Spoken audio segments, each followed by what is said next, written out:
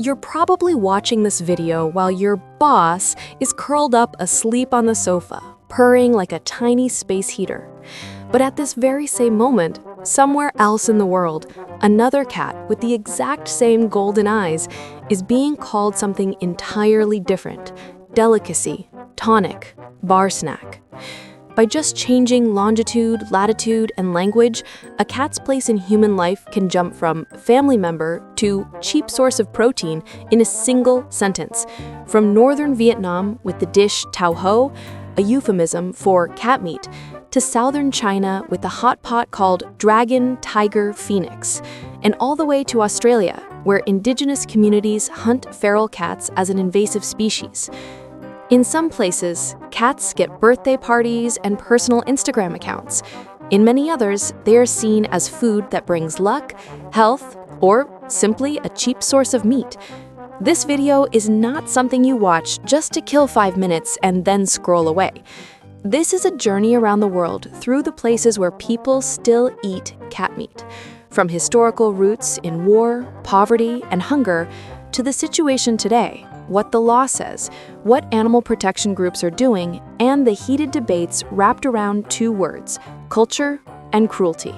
If you truly love cats, I want you to stay until the end, not to judge other countries, but to understand why cats were once put in the category of food, why even in 2025 there are still places where cat meat is considered normal, and what we, the people who see cats as family, can do without becoming extremists ourselves.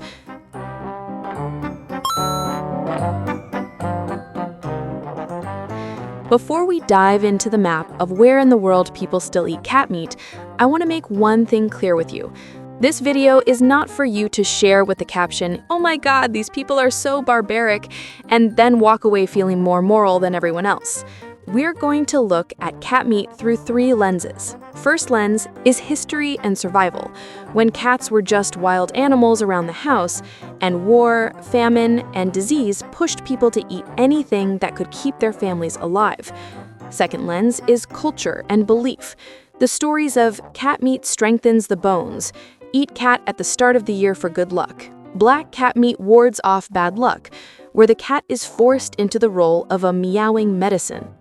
Third lens is modern law and controversy, where one side says, "This is tradition, you have no right to judge us," and the other side asks, what kind of tradition is allowed to be built on the suffering of an animal that feels fear, pain, and forms bonds with humans? After that, we'll need to make a few things clear. First, cat meat is not some faraway issue. It once existed, and still exists, within societies where people are crazy about cats, with one group bringing cats into the house and another putting them into the pot. Second, an entire country is not savage just because some people there eat cat meat. Even in places where cat meat is still consumed, there are countless people fighting to end it.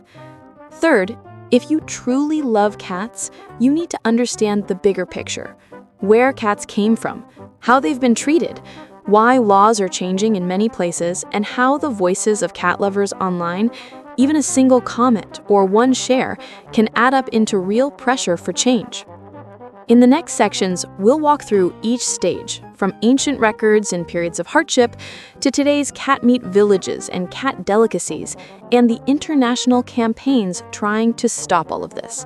I promise to go deep enough for you to see the whole picture, but fair enough to not turn an entire culture into the villain of the story. Fact number 1. When cats were just survival meat in war and famine. If you had lived in Europe during the wars of the 20th century, chances are the cat wouldn't have been on your sofa, but in a stew pot.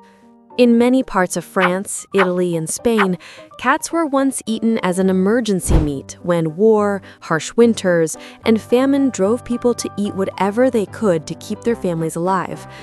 At one point, people even called cat meat by a more digestible name: roof rabbit, a way to avoid admitting they were eating an animal that chased mice and slept by the stove. Historians and anthropologists see this as a survival reflex. When hunger reaches the eat-or-die threshold, the line between pet and food gets temporarily erased. But the important point is this. In most of Europe today, eating cat meat is either outright illegal or heavily condemned by society. Animal welfare laws have been tightened, and killing cats for food is banned in many countries. That reminds us that not every story of eating cat meat started from pure cruelty. Sometimes it came from desperation. But understanding the context does not mean dragging that past into the present, especially when we are no longer in wartime or starving. So when someone says, back then people were starving, they even ate cats, what's the big deal?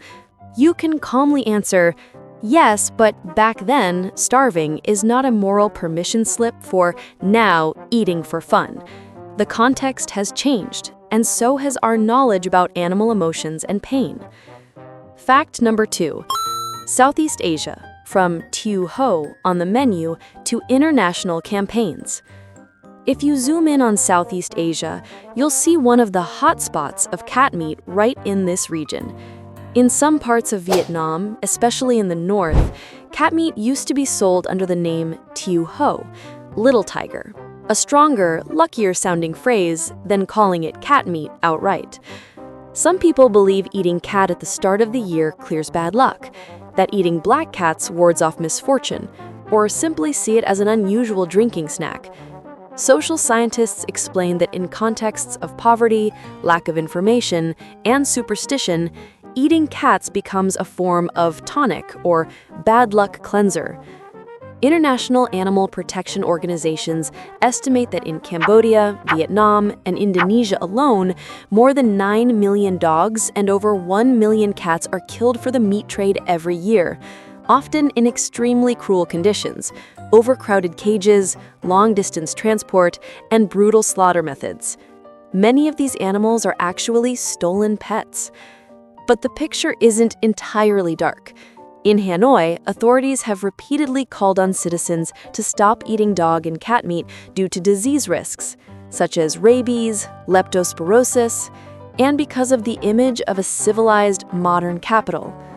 Surveys by organizations such as PAWS and Humane World for Animals show that most Vietnamese people do not see eating dogs and cats as their culture, and more than 70% support banning the trade and consumption of cat meat.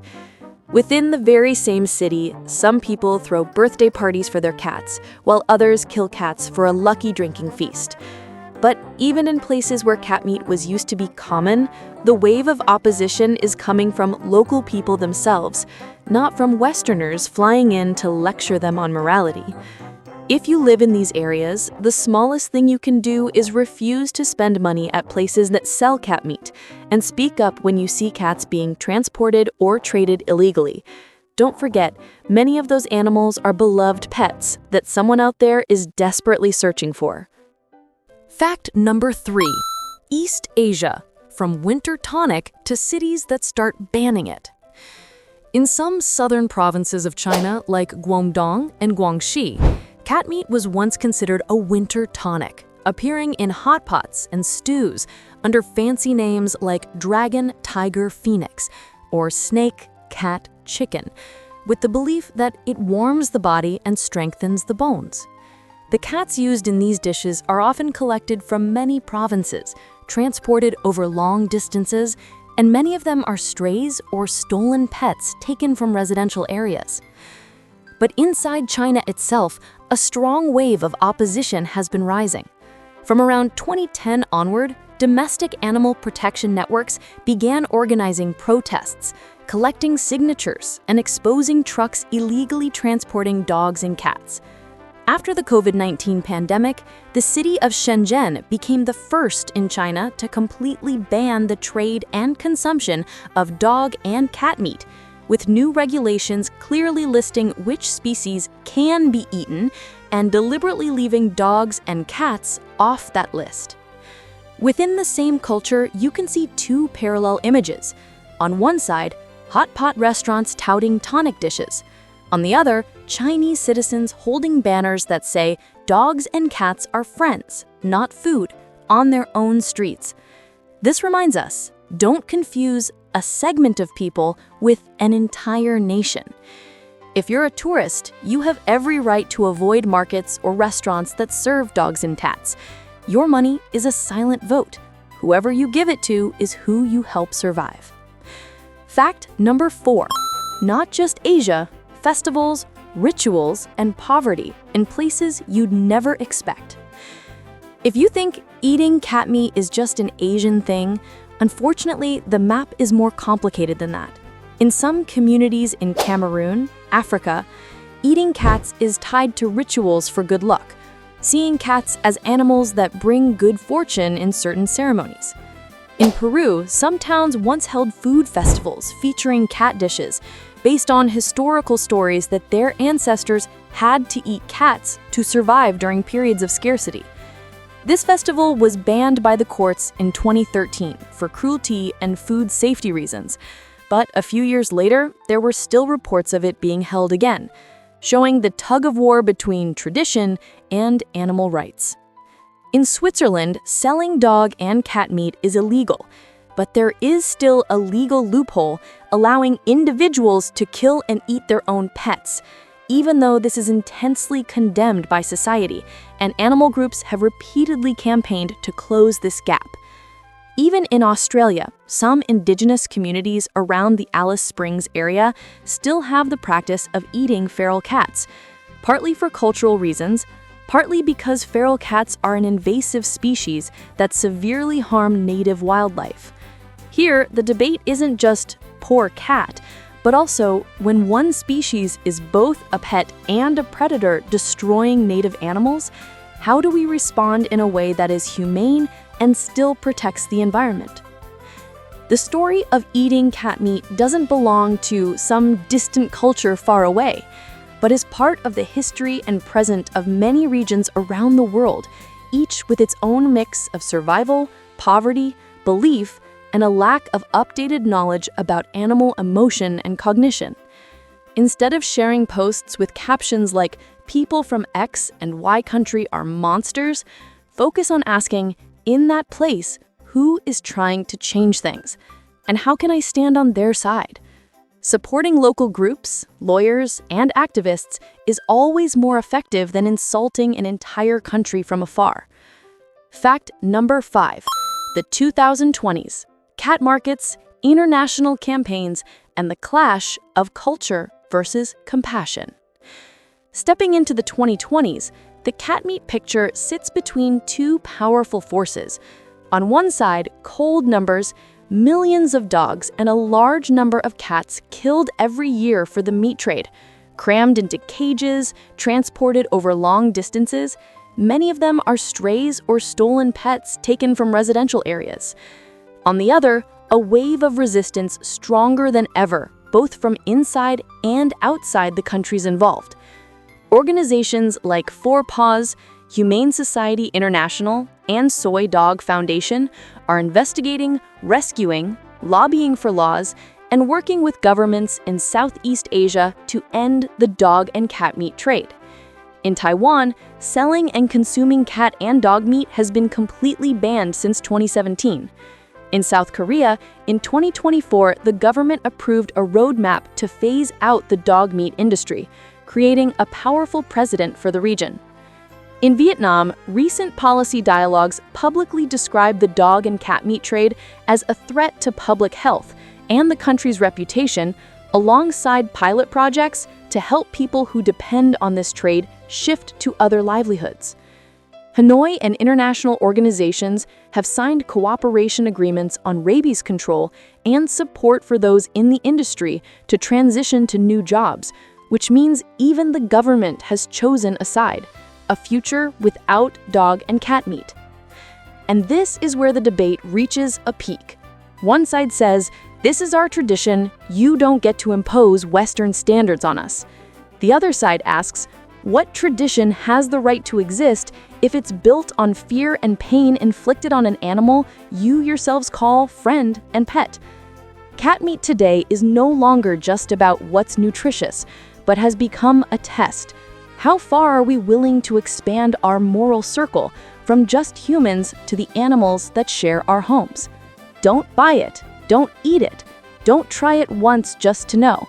Every try is a vote to keep this industry alive. Support campaigns, sign trustworthy petitions, follow the organizations that are actually working on the ground. If you're a content creator, a business owner, a tour guide, you have the power to choose how you tell the story, either normalizing cat meat or highlighting cats as sentient individuals with feelings, not exotic dishes. And don't forget to stay until the end.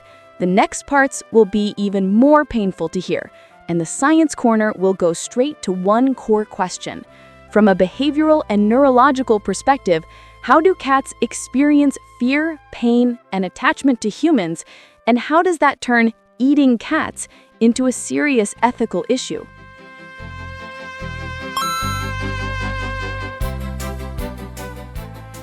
If we put all emotions aside for a moment, the core question is this. From a scientific point of view, is a cat an object, or is it an individual with consciousness, emotions, memories, and the ability to form bonds? If it's the second, then eating cats is no longer just about taste. It becomes an ethical issue. First, cats experience pain and fear in ways that are strikingly similar to us at the nervous system level. They have pain receptors, nociceptors, neural pathways, and brain regions that process pain in ways very comparable to humans. When they're injured, their heart rate goes up, their breathing changes, pupils dilate, and stress hormones like cortisol spike. They don't just react, they also remember. A painful experience at a clinic, in an abusive place, or at a slaughterhouse can cause extreme panic later just from smelling the same odor or hearing the same sound. To put it plainly, for a cat, being crammed in a tiny cage, hearing other cats screaming, smelling blood, is the equivalent of a living nightmare. Second, cats are capable of forming emotional bonds with humans. They're not just cohabiting for fun. Studies on attachment styles in cats show that many cats form secure attachments to their caregivers, similar to how children attach to their parents. When the owner leaves the room, they become anxious. When the owner returns, they calm down and use that person as a secure base to explore the environment. In simple terms, for many cats, you are home. Not the apartment, not the food bowl, but your body, your voice, your scent. Third, cats have long-term memory and individual identity. They remember who treated them kindly, who treated them badly, how to get home, and their daily routines. This is usually when I get brushed. This is when the window gets opened. Cats rescued from slaughterhouses or meat trucks often carry a kind of feline PTSD. They jump at every sound, hide under furniture, lash out when they hear metal clanging or a loud male voice. They do not forget easily. Fourth, from an evolutionary perspective, cats have come a long way. From wild animals to commensal partners to household pets. Over many generations, cats have been selected to be less afraid of humans, more inclined to communicate, and better at reading human signals, eye contact, voice tone, body movement. They are no longer just wild animals hanging around the village, but companions who live inside our homes, sleep on our beds, and share our most intimate spaces. When you decide to eat a species like that, you're not just eating meat. You're breaking an invisible moral contract.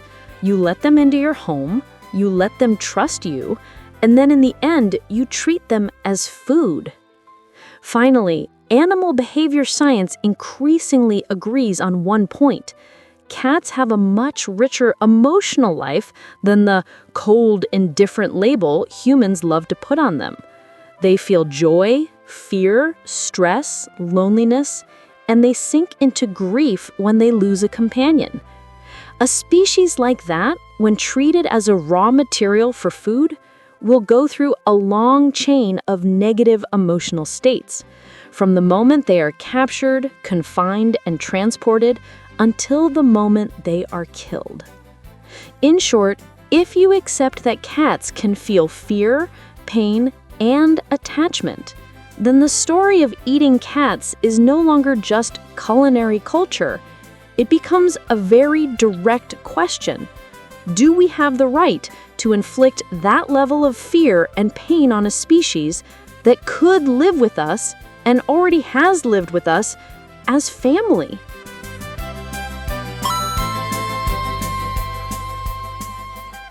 Mistakes of the pro-cat side and how to fix them. Mistake 1. Venting your anger on an entire nation.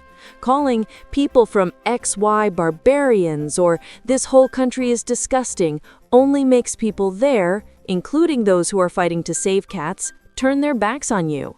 You don't need more enemies. You need local allies. Fix. Aim precisely. Criticize behaviors, policies, markets, restaurants, and trafficking networks. Don't condemn an entire nationality. Mistake 2. Sharing violent images everywhere. You think you are showing the world the truth, but for many people, those images are trauma. For others, they become something they watch for sick satisfaction. Fix.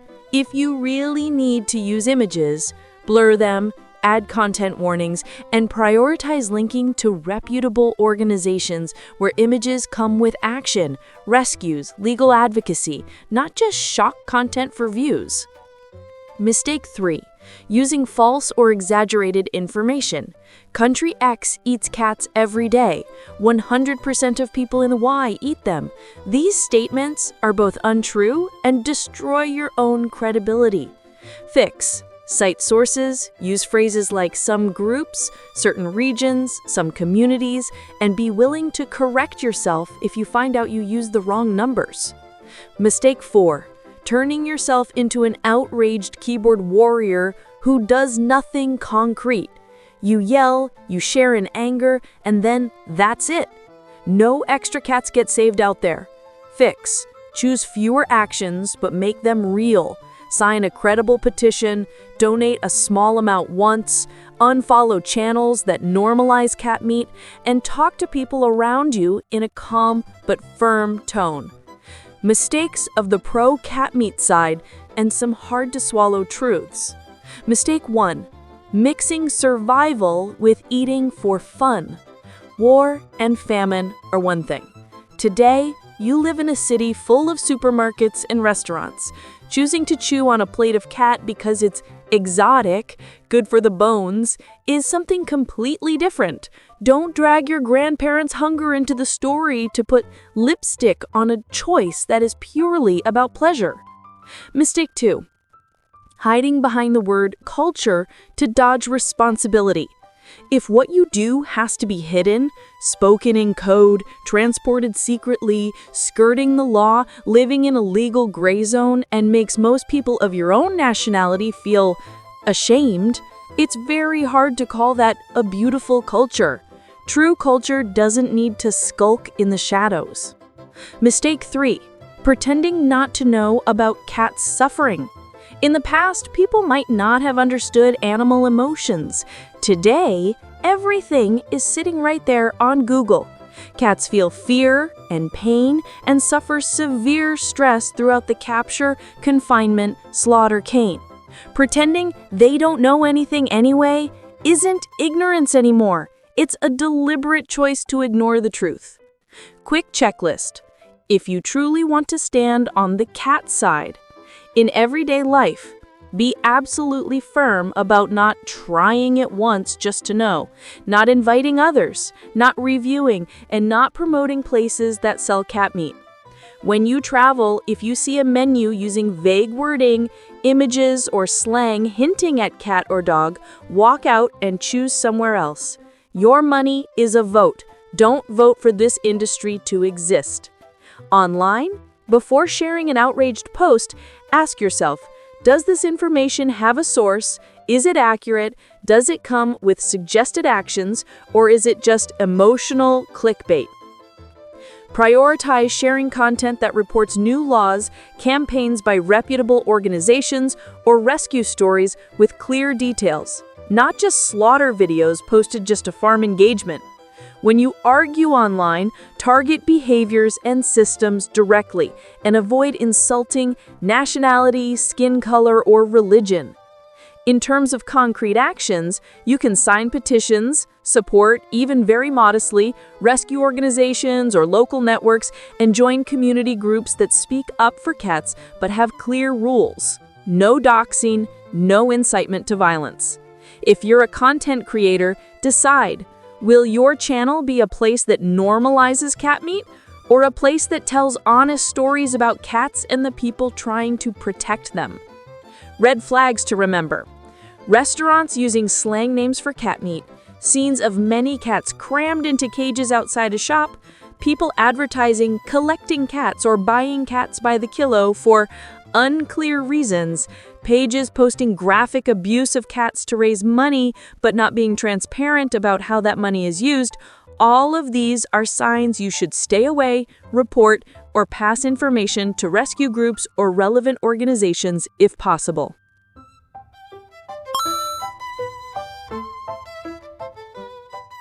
Right now, Your Royal Highness at home is probably doing one of three familiar things: sleeping curled up in a corner of the couch, lying stretched out across your keyboard, or quietly watching you from the windowsill.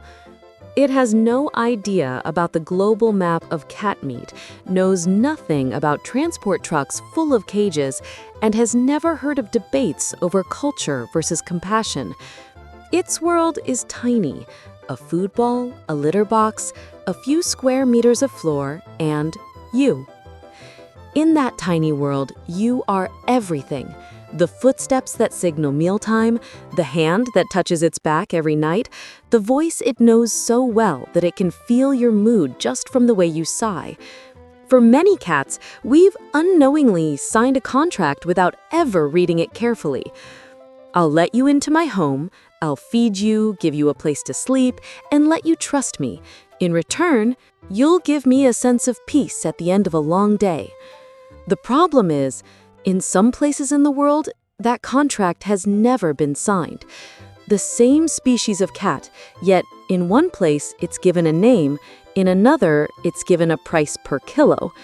In one place, it's rushed to the vet for a single cough. In another, it's shoved into a cage for a lucky New Year feast. Between those two extremes, where do we, the people watching this video, choose to stand? When you close this video, you'll go back to normal life. Work, bills, deadlines. Your cat will still be there, resting with its head on your arm while you pick up your phone and start scrolling again. It won't know what you just watched or thought about. But the outside world, the one where nameless, homeless cats exist, can change a tiny bit if everyone who made it this far decides to do just one small thing differently. If you feel that what I've shared matters, please help this video travel a little farther. Like it so the algorithm understands this is a topic worth seeing, subscribe to the channel so we have more space to talk about cat welfare in a deep, thoughtful, and fair way, and leave a comment. What country are you in, and how does the story of cats where you live match or differ from what I've described? I read every comment, and your stories will help future videos become more accurate, more nuanced, and more humane. A gentle reminder: our team works with a companion veterinarian. If your cat shows unusual signs or worrying symptoms, please leave a comment below. We'll look at it and support you as soon as we can. In an emergency, please take your cat to a clinic immediately. Thank you for staying all the way to the end, not just for a video, but for a small species that has walked alongside humans for many centuries, from rice fields to living room sofas. I hope that from today on, every time you look into a cat's eyes, you won't just see a cute pet, but a reminder: we are capable of being better than this.